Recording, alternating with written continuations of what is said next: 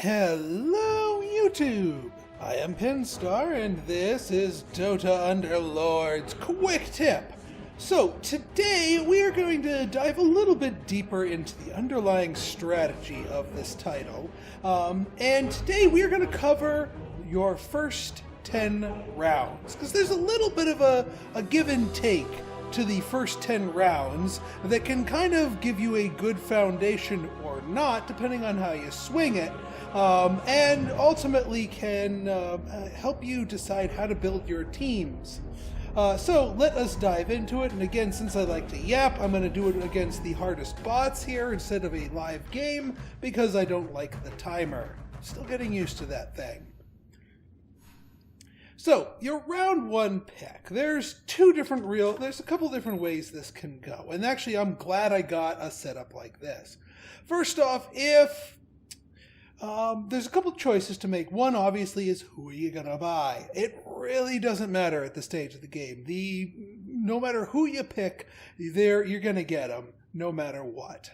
You're going to win the first round, that is. Now, the question becomes, do you use this lock button? Now, the lock button basically means that this is our store. Next round, we'll get a completely new randomly generated store, unless we lock. If we lock, then whoever we didn't buy here, will still be there. If you get lucky enough to get 3 guys all in your same store, lock it and go up to a 2-star on the second round. But then the question comes, and this is a lot more common, what happens if you have just 2 of the same guy? Is it worth locking the store in order to guarantee yourself the pickup of the second person with no guarantee? In fact, you're guaranteed not to get a third until rounds afterwards. My answer to that is if there's a good synergy in here, and not really. If there was like a tinker in here, the counterpart to Clockwork, then I would absolutely buy a Clockwork, lock it, and then buy the other Clockwork and the tinker, and have myself a built-in combo and 2/3 of the way to a 2-star. But in this case, nah. So there, at this point, you just pick the units that you like. I like Axe. I like Tiny. I know a lot of people poo-poo on Tiny, but I like them. I'm not a fan of Warlock. I'm going to go with Axe. So, and I'm going to leave the shop unlocked because, well, yeah, I mean, we could lock and go for Tiny, but it's easy enough to come across new warriors, and we might get lucky and get extra axes on the next roll. So, away we go. Again, this round, where you place your guys. The only way you can lose this round is if you forget to place your guys. I did that once. That was kind of embarrassing. But yeah, does not matter who you pick, they're going to win. Now, your choice of artifacts here, or your prizes here, can really... you need to consider who you just picked, but you also need to consider that person might just be going by the wayside. I might find something else that's so awesome, but Axe doesn't fit into it. I might just sell Axe right offhand. But there's no guarantee that, say, something like this Demon Hunters and Demons, will be showing up in force. So I don't want to take that and then just have it be meh. In this case, I would actually say an Embarrassment of Riches would be one of the proper choices. I mean, don't get me wrong, Blightstone's awesome. And if we'd gone with, like, a Bloodseeker for our first one, I would have totally gotten that. But since our first guy that we know we're going to have is a tank rather than a damage dealer, I'll go with Embarrassment of Riches. Okay, so let's see what we have. So we would have... so we got a Tiny again. That's a possibility. We could start building towards our warrior synergy here. There's also a pair of Drow Rangers here. Now keep in mind, we only have 2. We could go to pick up the 2 Drow Rangers, put one of them in, because just at its base, one tank plus a ranger. Yeah, their synergies don't map up, but this is early in the game. We can flesh those out later. I think that's the correct answer in this case. Let's do this. All right, let's do this indeed. Obviously, squishies go behind the tank. Also, it's really, really hard to lose this round, too. I really can't think of a composition if you put both people in that would lose. Oh, by the way, if you get lucky enough to get a 2-star at this point, a 2-star by themselves can handle this second round. So don't be afraid to get yourself a 2-star and only have one piece when you can fit 2. Okay, more Blightstone. Warlocks, again, no guarantee here. Tranquil Boots, no thank you. Since we might be developing hunters and they are ranged physical damage, and our tank is also melee physical damage, I think the Blightstone is the correct answer. Now then, well, we didn't get lucky for that, but now, yeah, and actually we don't have anything that combos into anything. This is kind of a bleh group here. Now, around this time, we will start seeing, rank 2s showing up. Treant Protectors, fine enough. Yeah, I know, no. It's just shush.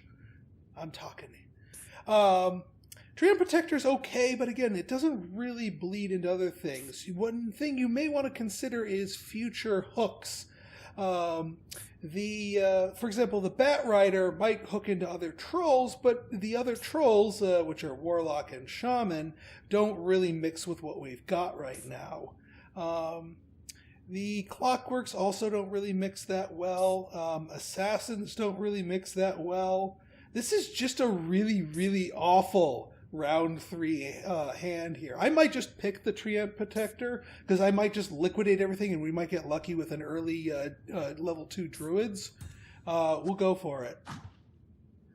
And then we will give the Blightstone to you. Any of our melee guys should be fine. And away we go.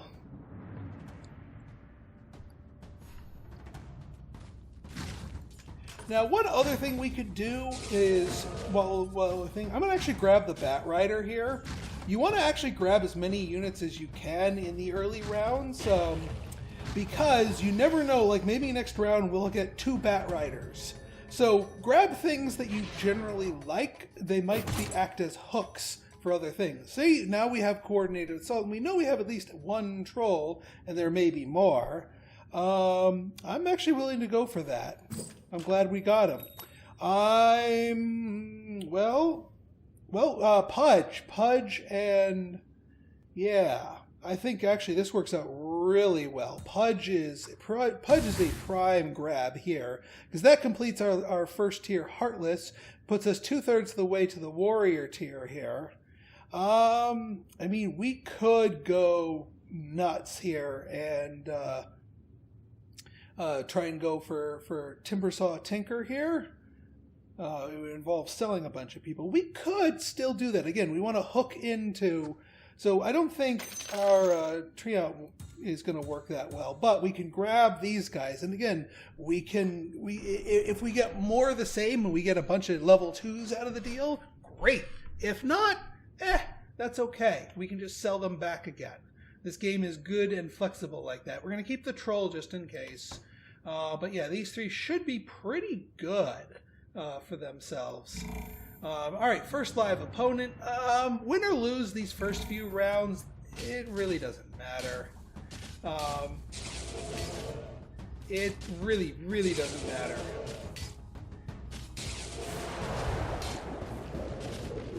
You know, we might win this one. We might not. Probably not going to win this one, but that's okay. Yeah, we're going to take 2 damage? Doesn't matter. Okay, I see how it is. I think they just recently started adding voice lines to some of the pieces. All right, Bat Rider, Witch Doctor. We can start hitting our trolls here. So now that's going to start going in our favor. All right, we're going to want to start swapping some of these out here. I'm thinking we actually kind of want to abandon the warrior trio here.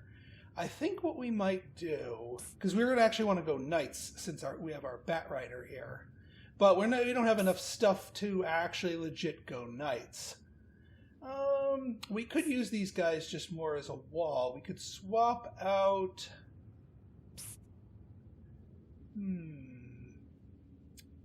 We could throw in a troll shaman here. Oh, not a troll shaman, a troll warlock.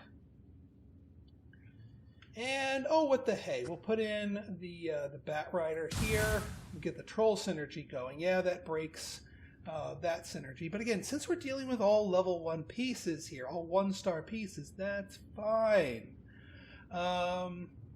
We are going to want to start hunting more for some of those. Enchantress, no. Bloodseeker, no. Because we need more tankier things.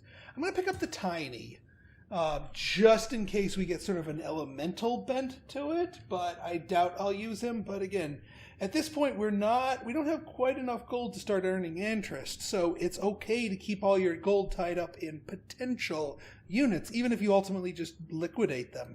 Because again, it's all about keeping yourself open. You know what? I'm going to grab the Bloodseeker because we can, just as a hook. We get 2 Bloodseekers next round, bam, we got ourselves a rogue 2-star unit that we can then adapt our comp to. Wow, these guys are getting more aggressive here. They're going heavy with the warriors, but well, that's why they're going heavy with the warrior.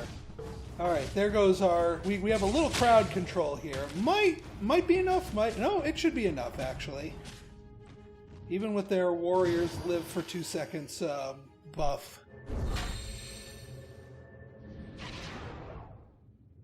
All right. You can see the little gully thing here is the attack speed buff for the trolls. And boom, our first 2-star. Glad we stuck with them. Now, Queen of Pain. When you see demons show up, that gives you an idea that, hey, maybe it is, maybe we can grab this as a one-off. She doesn't really demand much in the way of a combo. She could start our line to the assassins, but our core is really going to be the trolls, and they are not by themselves very tanky, so we don't want to abandon our tanks just yet.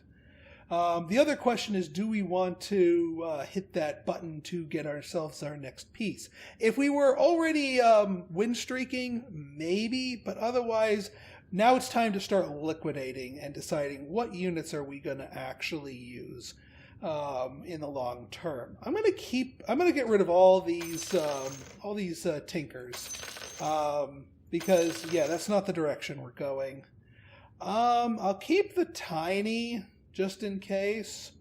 The magic numbers you're looking for is either a 9 or a 10. 9 will give you a point of interest if you win. A 10 will give you a point of interest regardless, win or lose. So the question becomes, how lucky do we feel? Do we think that Tiny is actually going to help us out? And my answer is no, because I think we're going to try to go for Knights as our line once we started getting into tier 2 and tier 3 units more prevalently. And just in case, since we got our butt kicked before, I'm going to sell the Tiny so we were at 10 gold. And there we go. Queen of Pain's tempting, but not right now.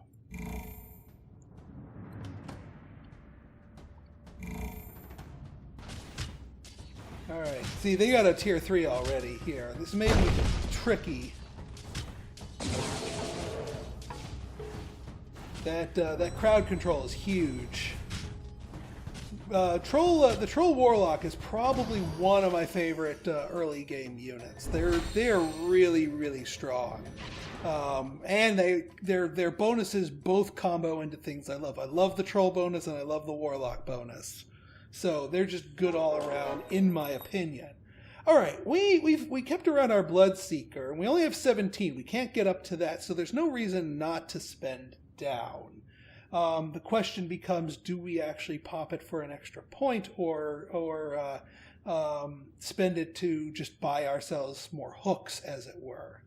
We could buy the Slardar and then re-roll, or not re-roll, hit the button to play the Slardar. That would give us rank 3 warriors, at least temporarily. But then we'd have to lose out on the Bloodseeker here. And having a tier 2 Bloodseeker, they're one of my favorite assassins, so I'm going to want to actually go for them. You know what? I think it is time we abandoned these. As much as I hate it, but I think we're going to transition away from warriors anyway. Slardar's probably just a temporary pick. So we're going to grab Slardar, hit the button, play Slardar. So at least for this next fight, we're good. As long as you're hitting those interest tiers, you're in good shape. And the more likely we are to win, the more likely we are to start win streaking. And with 5 pieces to their 4, see, they got the primordial bonus. That is obnoxious. Obnoxiously powerful. Had we gotten more elementals in there, we would have definitely gone that route. I like me some primordial bonus because it is that much of a pain in the butt, especially in the early game.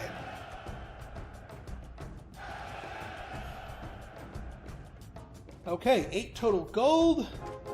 We're at 19. So now is the question of when do we actually start spending stuff down? Try to, at round 8, try to get yourself 2 interests. So if you're going to buy something, you need to do some selling. I want Luna. A sorry lot, but I can make it work. Because we want to get our Knights bonus online here, and I am willing to sacrifice our Warrior bonus. So now Luna and Batrider are both actually ranged knights. They actually work really well to guard the rear. It's just a matter of getting some of the others on board for getting some of the other characters on board for protecting the front, like that Omni Knight and Abaddon are both very good. All right, we're gonna liquidate the warriors at this point to get ourselves to make sure we're above 20. And yeah, what the hey, we'll put you on. And again, I mentioned before, the Blightstone really good on melee assassins, especially this guy, because when they're wailing on someone, if they're low down a little armor, that's really good. It makes them a lot more lethal. Alternatively, you could do the Blightstone on one of your melee guys here. Blightstone on Luna, not a bad thing, but yeah. And then we'll put you squarely behind, so you guys get your bonuses, and away we go. Alright, they're going for the beef bonuses here, so we got a lot of, but no other 2 stars. We are up ahead of the game because we have ourselves a 2-star, at least at this point. It's not uncommon to start seeing 2 stars or potentially more than 1 2 stars at this point. But you want to make sure you have at least 1 2-star before round 10. All right. And now this is going to bring us into a ridiculously difficult decision here. Yeah, so we want those. We kind of want to sell someone to be down a piece. Even though I really don't want to, but I want the interest income. I'm actually going to sell Slardar here. I'm going to be voluntarily down a piece at this juncture because I want to be at 30. No, wait a minute. This is round 9. Poop. Okay. Well, no, that's okay. I was going to sell Slardar anyway, so it's not like I panic sold anything. Do we want a Shadow Fiend? It is wise to fear the shadows. Yeah, he's definitely going to help us pull off a win in round 9. We aren't going to get the tier 3 interest, but that's okay. I will buy these other Batriders. What you want to do is you want to make sure you're at 30 by round 10.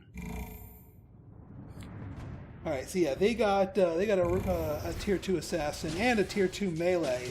So yeah, having our guy, that burst of damage is huge. This might not Well, this might work in our favor. Wow, Assassin v. Assassin. That Blightstone likely tipped the balance in our favor. So I'll take it. I will absolutely take that. Yeah, Assassin's early game are really good. Okay, we can, again, continue buying the way we were looking at it. Ooh, Lycan. You're tempting, my friend, but no, because I'm not going warriors. Assassins. We do want to ponder ourselves some new assassins. Sand King might be a good choice. And yeah, we'll start collecting towards a tier 3 Bloodseeker. That's fine. But again, it is paramount. And what the hey, we'll get a bounty hunter. But it's paramount that you enter round 10 at 30 gold or more. Because you want that 3 interest, and you don't get the win bonus, even if you actually do win. From that. So if you want 3 interest, you need to be at 30 gold. Now, depending on your comp and how many 2 stars you have, you may or may not win this. You usually will win this, but it's not a guarantee, especially if you're going some of the more, higher tier comps that start out weak but bloom early, or bloom later rather. So it's okay. But ideally you do want to win that. Let's see what we got here. Inventors, no. Demon Hunters, no. The Blink Dagger. I could give that to my Assassin, although it seems thing. I could also give that to my Demon. There's some people that can benefit from a Blink Dagger, but it's not that great. The Claymore actually is probably a little better because we have the troll bonus in effect. Okay, and there you have it, the first 10 turns. Again, keeping your options open will help you, shuffle your units around. We started out with warriors, but now we're going knights. You can make those big, broad pivots in your first 10 rounds, but once you get to round 11 and beyond, you're going to want to start locking things down, especially once you start popping more and more 2 stars. You do not want to just, drift away from a 2 star and have to sell them unless it's way late in the game and you've got something much better. So if you guys like this episode and you want to see more like it, go ahead and hit that like button, hit that subscribe button, and leave me a comment. Good, bad, or indifferent. Your feedback's always welcome. So until next time, this has been Pinstar signing out. See ya!